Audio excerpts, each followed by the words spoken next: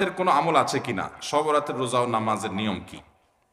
সবচেয়ে বহুল জিজ্ঞাসিত প্রশ্ন এখনকার। শব বরাত আসছে, যেটাকে আসলে হাদিসের ভাষ্যে বলা হয়েছে মধ্য শাবানের রাত, শবে বরাত না, এটার হাদিসের ভাষ্যের নাম কি? মধ্য শাবানের রাত। এই মধ্য শাবানের রাত বা মধ্য শাবানের রজনী, এই রাতে যেটাকে আমরা শবে বরাত বলি, এই রাতের নামাজের নিয়ম কি? কয় রাকাত পড়তে হবে, কোন রাকাতে কোন সূরা কতবার পড়তে হবে, এটা বহুল জিজ্ঞাসিত একটা প্রশ্ন। এবং এ ব্যাপারে আমরা অনেকে জানি যে শবে বরাতের নামাজে এত রাকাত পড়তে হবে, সেখানে সূরা কুল হুয়াল্লাহ, ইখলাস এতবার পড়তে হবে, ইত্যাদি ইত্যাদি।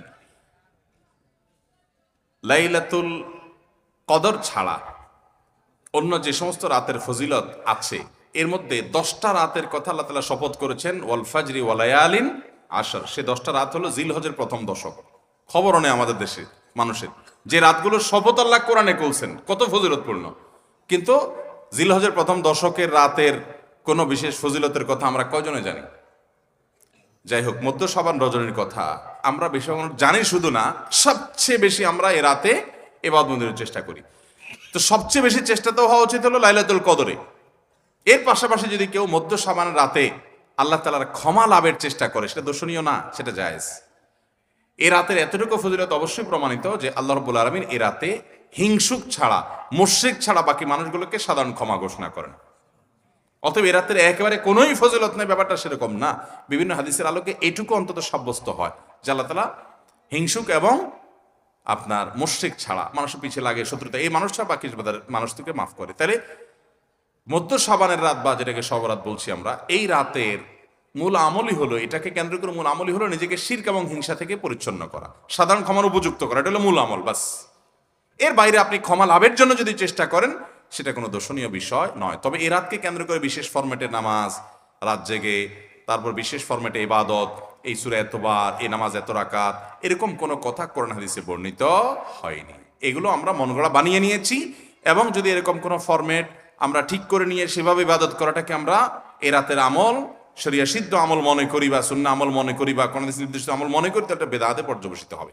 অতএব বাড়াবাড়ি এবং ছাড়াছাড়ি এই দুইটাই আমাদেরকে পরিহার করতে হবে। যতটুকু আছে ততটুকু আমরা আমল করব এবং এসে আমল অনুযায়ী আমরা চলার চেষ্টা করব।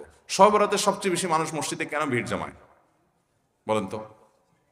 শবে কদর বেশি ফজিলতপূর্ণ না এই রাত? শবে কদর কোনো তুলনা আছে শবে কদরের সাথে কোনোটার? কিন্তু শবে কদরে কি এত মানুষ ইবাদত বন্দেগী করার চেষ্টা করে শবে বরাতে যত করে? কারণ কি? মিষ্টির জন্য বলে, খারাপ বলেন নাই। আমি ছোট থাকতে যখন মাদ্রাসায় পড়ি, লজিংয়ে ছিলাম এক বাড়িতে, আমার মনে আছে এক মসজিদে সারা রাত শবে বরাতে এরকম দোয়া দরুদ হয়েছে। এবার শেষে মিষ্টি বিতরণ হচ্ছে, জিলাপি দিত আর কি তখন।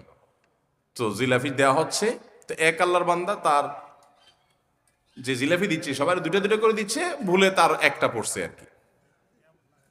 পরে সেই জিলাপিটি নিয়ে এসে বাইরে ওই মুয়াজ্জিন বেচারার 14 গোষ্ঠী গালিগালাজ করতে করতে বলতেছে যে সারা রাত বেটা সবচেয়ে বেশি কানলাম আমি, আর দিছে আমার একটা। আল্লাহর কাছে এই নসিব চাই এই একটা জিলাপি নিয়ে পাইলাম। সে কানতে কানতে মুয়াজ্জিনকে গালিগালাজ করতে করতে যাচ্ছে। আমার ছোটবেলার ঘটনা। যাই হোক, তো মিষ্টির জন্য যায় না, এটা পুরোপুরি সঠিক না। এত অভাব পড়ে না যে সারা রাত মানুষ মসজিদে পড়ে থাকবে একটু মিষ্টি একটা প্যাকেটের জন্য, আমার মনে হয় না। আমার যেটা মনে হয়, সবচেয়ে বেশি মানুষ এ রাতে ইবাদতবন্দির চেষ্টা করে, কারণ মানুষ মনে করে এ রাতে ভাগ্য নির্ধারণ হয়। অতএব এক রাতে ইবাদতবন্দি করে যদি সারা বছরেরটা ফাইনাল করে ফেলতে পারি, মন্দ কি? এই হলো মূল কাহিনী। আল্লাহ তাআলা আমাদেরকে বিশুদ্ধ পদ্ধতিতে ইবাদতবন্দি করার তৌফিক দান করুন।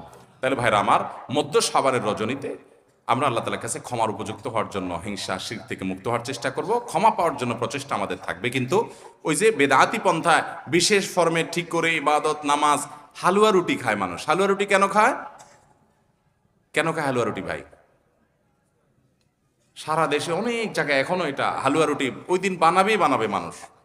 হালুয়া রুটিটা কেন হয় বলেন তো? বলে যে নবী সাল্লাল্লাহু আলাইহি সাল্লাম উহুদের যুদ্ধে তার দন্দান মোবারক শহীদ হয়েছে, এই জন্য উনি শক্ত খানা খাইতে পারতেন না, হালুয়া খাইতেন। এই জন্য আমরা হালুয়া খাই। আরে ভাই, নবী সাল্লাল্লাহু আলাইহি সাল্লামের দাঁত ভাঙছে প্রথম কতলটা শাবান মাসে ঘটেই না, ওটা পড়ছে আরেক মাসে। আপনি এটা এই মাসে আনলেন কোত্থেকে? আচ্ছা, তারপরে যদি ধরে নেই এই মাসেই হয়েছে, তো ওনার দাঁত ভাঙছে কাদের আঘাতে? মুশরিকদের আঘাতে, তাই না? আল্লাহর দুশমনদের আঘাতে। তো কাফেরদের আঘাতে দাঁত ভাঙাতে উনি হালুয়া খাইছে বলতেছেন, যদি এটার কোনো ভিত্তি নেই, বোগাস কথা। তারপরে ধরে নিলাম, তো আপনি ভালো দাঁত নিয়ে হালুয়া খাচ্ছেন কোন শরমে? আপনার বাপের একটা শত্রু আছে, আপনাদের ফ্যামিলির একটা শত্রু আছে, সে আপনার বাপের ধরে আচ্ছা ধরে মেরে ঠ্যাং ভেঙে দিছে। আপনার বাপ বেচারা ওই ভাঙা ঠ্যাং নিয়ে একটা লাঠি নিয়ে ভর করে করে খোড়ায় খোড়ায় উনি হাঁটেন, কারণ পা ভেঙে গেছে বেচারার।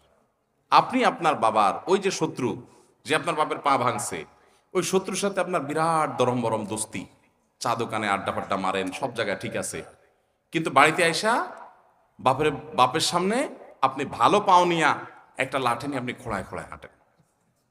কেন? বাবার প্রতি সহমর্মিতা দেখা, যে আমার বাবার যেহেতু পা ভেঙে দিছে, এই জন্য বাবা খোঁড়া খোঁড়ায় হাঁটে, আমি এখন ভালো পাও নিয়া লাঠি নিয়ে খোঁড়ায় খোঁড়ায় হাঁটতেছি। কি বলেন? এই দৃশ্য যদি দেখে আপনার বাপে কি করবে? হাতের লাঠিটা দিয়ে বলবো আমার পাও যা যাক, তোর আগে কয়টা বাড়ি দিবে এত, তুই আমার ব্যাঙ্গাইতে আসছস? আমার পা ভাঙছে যারা, তুই পারলে তাদেরকে বিচারের আওতায় আনবি, তাদের একটা বিহিত করবি। সেটা না করে তার লগে তলে তলে তোমার সম্পর্ক, তুমি আসছো আমার এখানে নাটক করে আমার সহমর্মিতা জাহির করতে। নবী সাল্লাল্লাহু আলাইহি সাল্লামকে যারা দাঁত ভাঙছে তাদের সাথে তো দোস্তির কোনো কমতি নেই, তাদের প্রতি তো আপনার সহমর্মিতার কোনো কমতি নেই, ওয়ালা বারা বলতে কিচ্ছুই নেই। কিন্তু আপনি হালুয়া খায়া ভালো দাঁত নিয়া আপনি নবী সাল্লাল্লাহু আলাইহি ওয়াসাল্লামের প্রতি সহমর্মিতা প্রদর্শন করছেন, এর চেয়ে হাস্যকর আর কি হতে পারে? আল্লাহ আমাদেরকে সঠিকভাবে দিন পালন করার তৌফিক দান করুন। সবরাতে আসলে ওই যে আগে একসময় আমরা দেখতাম পটকা ফুটতো, বাজি ফুটাইতো, যাক আলহামদুলিল্লাহ এগুলো পুলিশ প্রশাসনের নির্দেশনার কারণে থামছে। এরপরে ওই যে আতশবাজি করা, রাতে গোসল করা, অনেক তামাশা আমাদের সমাজে আছে সবরাতকে কেন্দ্র করে, শত শত বেদাতের আয়োজন এই রাতকে কেন্দ্র করে আছে। আল্লাহ আমাদেরকে এগুলো থেকে বেঁচে থাকার তৌফিক দান করুন। আমরা আল্লাহর কাছে ক্ষমা লাভের চেষ্টা করবো, আল্লাহ আমাদেরকে ক্ষমা লাভ করার, ক্ষমা পাওয়ার তৌফিক দান করুন। আঠা দিয়ে ইঁদুর মারা ও ইলেকট্রিক ব্যাট দিয়ে মশা নিধন করা কি জায়েজ আছে না হারাম? আঠা দিয়ে ইঁদুর মারার যে একটা সিস্টেম আছে আমাদের দেশে, এটা জায়েজ নাই, এটা কোন অবস্থাতে জায়েজ নাই। কারণ এটা খুবই মর্মান্তিক, এটা খুবই অমানবিক, এটা খুবই অমানবিক। কারণ আঠা দিয়ে ইঁদুর মারার এক দুইটা দৃশ্য আমি দেখেছি। এখানে যেটা হয়, ইঁদুর আঠার উপরে উঠে গেলে এরপরে দেখা যায় ওই অবস্থায় তার মৃত্যু হওয়ার আগ পর্যন্ত সে ওই আঠা থেকে তার নড়তে পারে না, ওই অবস্থা পড়ে থাকে।